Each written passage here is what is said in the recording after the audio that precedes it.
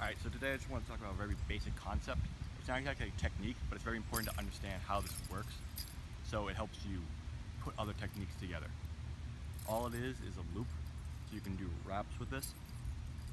And the first way I learned how to do it is coming over your shoulder this way, flipping around, and then sending it back around.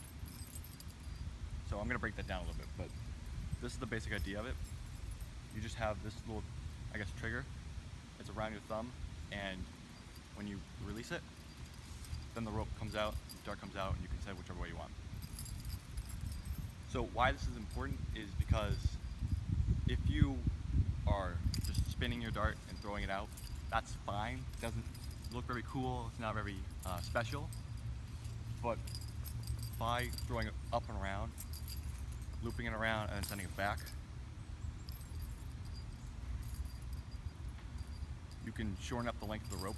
And what that does is, the shorter the rope is, the faster it's going to spin. And the faster it spins, the more force you have when you throw it out. The explanation for what I'm doing is, it's very simple. All you're going to do is you have to throw the dart around your body somehow.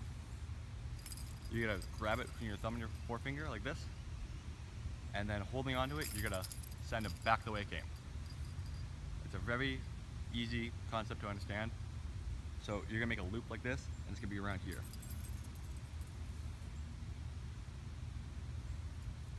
Alright, and then the way to launch it off is just by releasing the rope and then sending it out just like you normally would. Right, so when I first learned this, I didn't really think of it in a broad sense. It was just kind of very narrow-minded when I started off learning. So I learned that over the shoulder one here. And I thought, okay, that's cool. It's just a technique, and I didn't think of how I could expand on that. So the same concept can be applied to going around your waist,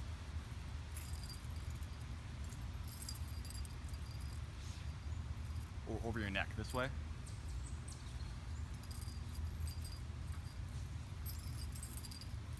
So don't be afraid to think of it. Don't be afraid to think, what am I trying to say? So don't be afraid to try to expand on what you learned. Alright, it's never just, you're never given everything at once. So don't be afraid to try to learn things by yourself. For example, I could do over the shoulder here, and then around my neck. And this is the same idea, it's still a loop right here, but it's a different way of mixing it up. Alright, and the video I learned that in was actually the way they showed it.